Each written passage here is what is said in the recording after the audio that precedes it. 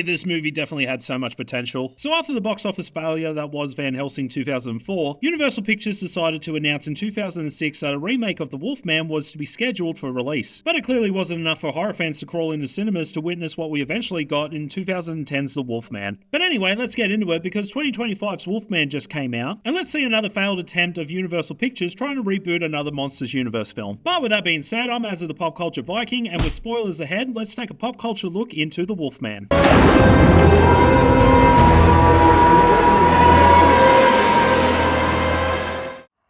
all that keep us from a dog-eat-dog world, you know. Pint of bitter, please.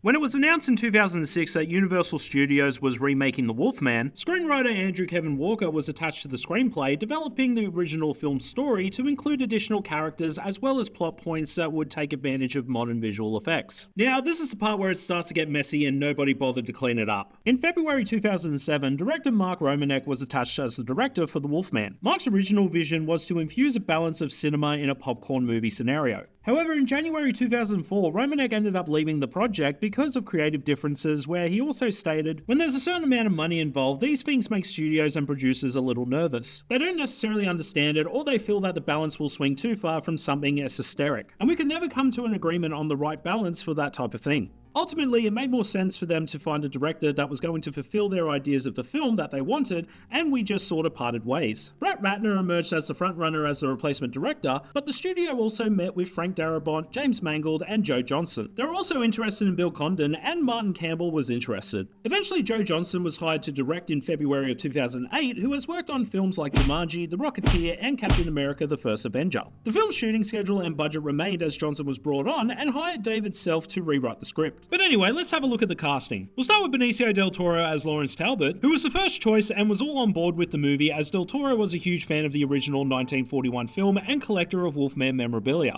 Along with Anthony Hopkins as Sir John Talbot, Emily Blunt as Gwen Conliffe, Hugo Weaving as Inspector Francis Aberline, who was loosely based on Frederick Aberline, Geraldine Chaplin as Mileva. Other cast members include Max von Sydow, who appears as an elderly man who gives Lawrence the wolf head cane, but his part was cut from the theatrical film but is restored in the unrated director's cut. Filming took place from March to June 2008 in Britain, and at the time the film was budgeted at $85 million. Filming locations included Pinewood Studios in Buckinghamshire, Chatsworth in Derbyshire, and Castlecombe in Wiltshire. They transformed Chatsworth House by adding weeds, dead grass, and ivy. They also shot in Laycock. Sorry about that.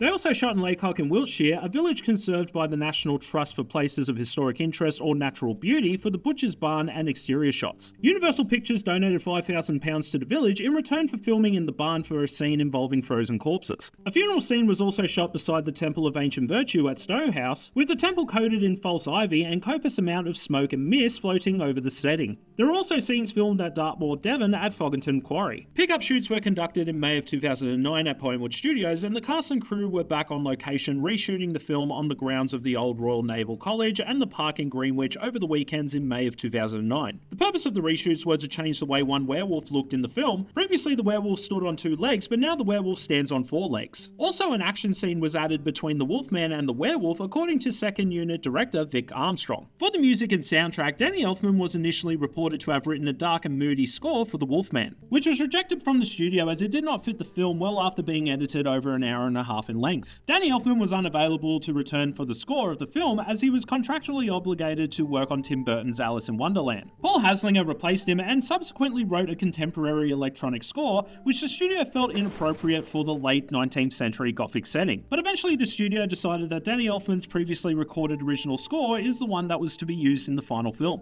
For the visual effects and CGI, Rick Baker created the makeup for the Wolfman. Yes, that Rick Baker who did the makeup for Michael Jackson's Thriller music video, An American Werewolf in London, Men in Black. Look, here's his IMDb credits. When Rick Baker heard Universal was remaking The Wolfman, he eagerly pursued it, as both The Wolfman and Frankenstein inspired him to become a makeup artist as a child. Baker acknowledged transforming Del Toro was not difficult because he is a hairy man. What a lovely compliment. Rick Baker made a statement saying, "Going from Benicio to Benicio as the Wolfman isn't a really extreme difference. Like when I did An American Werewolf in London, we went from this naked man to a 4-legged hound from hell. And we had a lot of room to go from the transformation to do a lot of really extreme things. Here we have Benicio del Toro, who's practically the Wolfman already, to Benicio del Toro with more hair and bigger teeth. Benicio del Toro also looked towards Werewolf of London and The Curse of the Werewolf for inspiration for the Wolfman in his performance. Rick Baker and Benicio del Toro were adamant about the design resembling the makeup created by Jack Pierce for the 1941 film. But Romanek, when he was the director, went through thousands of concept art renderings. However, when Joe Johnston signed on, Rick Baker returned to his second design, which was the finished result. The makeup took 3 hours to apply and 1 hour to remove. New pieces of latex prosthetic makeup and loose hair was applied to Del Toro's face each day, with several dentures and wigs were created in case some were damaged. Rick Baker said that the transformations would likely be computer generated, which disappointed him as he would not be involved and felt it would look unrealistic, especially since the animators did not have his knowledge of the designs.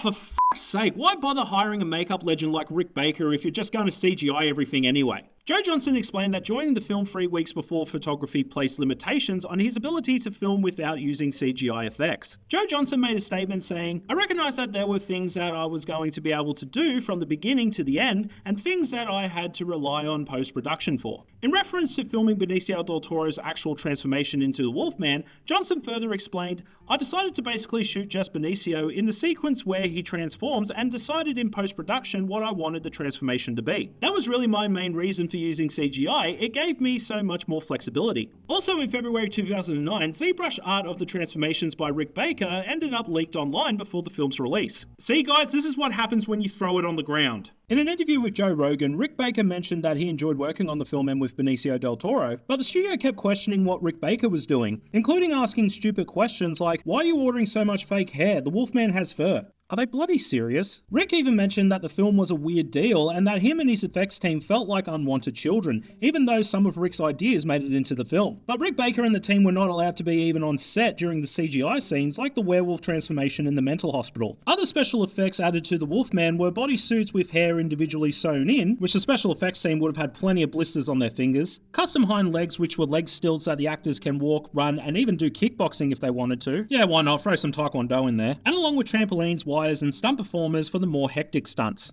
But after several delays, the film was finally released in early January and February 2010, because apparently Hollywood is still struggling to keep their shit together. But now here's the part where I give my personal review after a first time watch. So the story centers around the character of Lawrence, who is asked to travel from New York to England after his brother was killed in an animal attack, only to be ended up attacked and bitten by a werewolf, to which he now ends up terrorizing Britain while under the werewolf curse. Now this is my first time watching this, but to be fair, I did forget this movie existed until the newest Wolfman installment was coming out. Now while the movie has a couple of issues, it's not a bad watch as there's some decent stuff in this movie, but it's a mess when it comes to the pacing. Like, it takes 45 minutes into the movie to even see the first Wolfman transformation. First, the cast has some decent talent in it, with Benicio del Toro, Emily Blunt, Hugo Weaving, and Anthony Hopkins. But some of the characters just feel a little flat, to be honest, especially between Benicio del Toro and Emily Blunt's characters. Anthony Hopkins is a great actor and steals the scenes from his co-stars, but even I couldn't buy into his character, which I'll talk a little bit more about later. The only character I found interesting was Hugo Weaving as the inspector, but yeah, the chemistry either hit or miss for me. I like the atmosphere and 1800s look of the film, which is basically the definitive look for a movie set in 1800s England apparently, and the musical score and soundtrack is not bad for a movie like this. But the one thing I was surprised at this movie was how bloody violent it was. There's blood and guts like literally everywhere.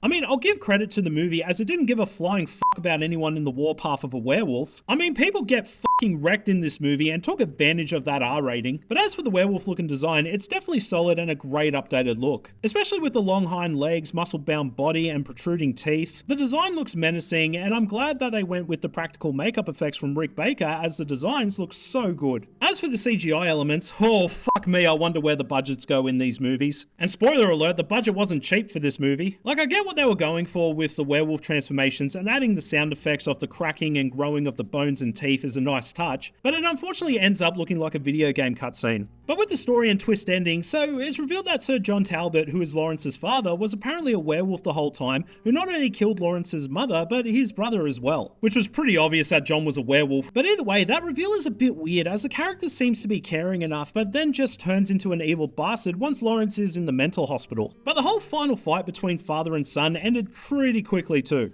I mean, the movie scene did try to be tense when the silver bullets and gun that Lawrence grabbed to kill his father didn't work. But it doesn't matter when he can just straight up do a Mortal Kombat fatality on his own father when he's an unstoppable werewolf. But the ending just leads to nowhere when the inspector gets bitten by Lawrence. Gwen ends up at the cliff edge and has no choice but to kill Lawrence with silver bullets, and we end up with the inspector becoming the next Wolfman for a sequel, which was never going to happen. Like, there's so much in this movie that could have been changed and had a much better outcome. If you change the father and son aspect and keep the brother mystery, structure the story a little better, and have Gwen and Lawrence love angle done better, but keep the blood and gore, it would have been a better horror film. But instead we're left with a just okay film that a lot of people don't like. Don't suppose we have any silver bullets? What? But anyway, those are my thoughts on The Wolfman 2010. Let's see what fans and critics think. Well, Van Helsing 2004 was treated a bit better than 2010's Wolfman, so I'll let Obi-Wan Kenobi take over. Oh, not good. The Wolfman was heavily panned by critics with Rotten Tomatoes score of 32% and with an audience score of 33%. The website stated that The Wolfman suffers from a suspense-deficient script and a surprising lack of genuine chills. Metacritic scored the film 43 out of 100 based on 36 critic reviews, indicating mixed to average reviews. Everyone's favourite film critic Roger Ebert gave the film 2.5 out of 4 stars, praising the atmospheric locations and melodramatic scope, but commented on the CGI effects being detrimental. Peter Travers of Rolling Stone assigned the film 1.5 out of 4 stars, concluding that The Wolfman bites, but not, I think, in the way the filmmakers intended. Ronald Mayer, then president of Universal Studios, regarded the film as crappy and considered it to be one of the worst movies we ever made. Ouch, and that's coming from the money-hungry CEO. Fans definitely agree with critics. Fans do enjoy some of the positives, but most who have seen this movie just felt like wasted potential.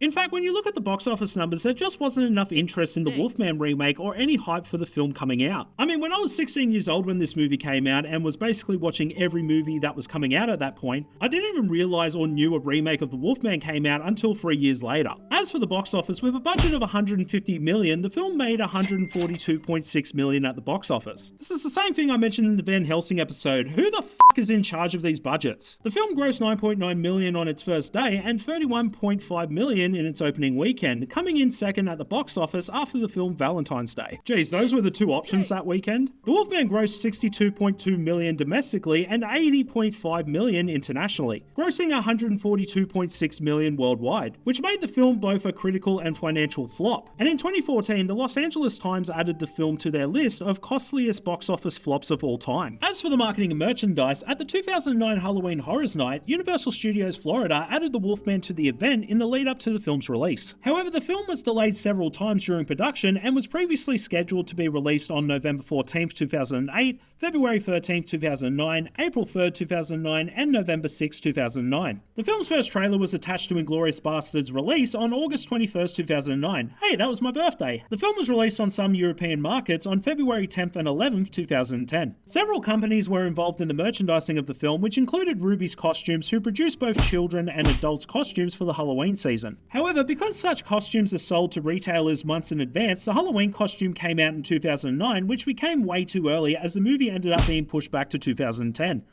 Whoops. Mensco Toys produced 7-inch and 12-inch tall Wolfman action figures and also produced replicas of the medallion from the movie. In early January 2010, Mensco Toys donated the prototypes of the toys to the Museum of the Moving Image in New York. A novelization by Jonathan Mayberry was released on February 2nd, 2010 to coincide with the DVD re-release of the 1941 Wolfman film. The film was released on DVD and Blu-ray on June 1st, 2010. Both editions included the theatrical cut and extended cut, restoring 17 minutes into the film. The Blu-ray disc special features included features on the making of the film, including 2 additional endings. The only special features included on the standard DVD are deleted and extended scenes. Best Buy released an exclusive 2-disc DVD set that included a bonus disc featuring most of the BD special features. Upon the Blu-ray's release, viewers had the opportunity to stream the original 1941 Wolfman film. In the United States and Canada, the DVD grossed $21.8 million and the Blu-ray grossed $5.9 million, totaling $27.8 million in domestic video sales. Now, before we wrap this up, let's talk about the reboots, including 2025's Wolfman. Since Universal Pictures took long enough to stop serving us garbage, well, Universal Pictures were planning to release a film back in 2012 titled Werewolf: The Beast Among Us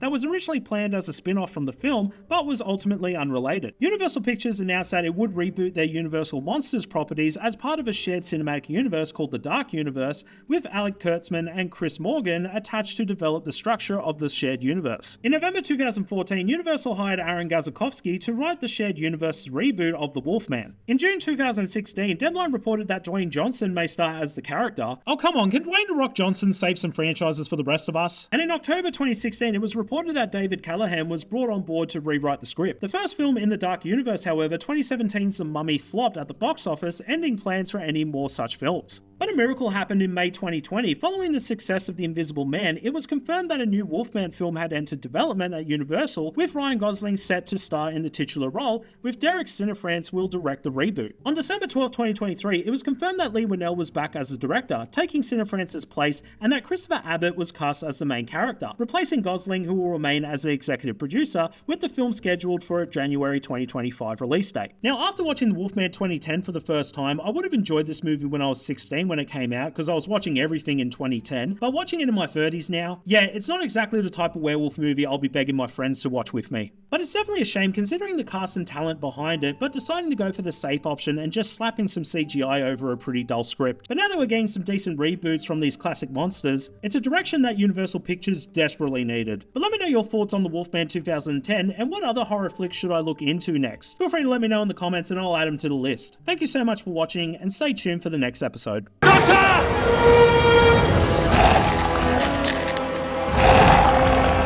Hey guys, thank you so much for watching. It really does mean a lot. I hope you enjoyed the video. If you do want to see more videos like this, don't forget to hit that notification button. Don't forget to like, share, and subscribe. And if there's a movie that you guys would like for me to look at, feel free to comment down below. Until then, I'm As the Pop Culture Viking, and always love pop culture.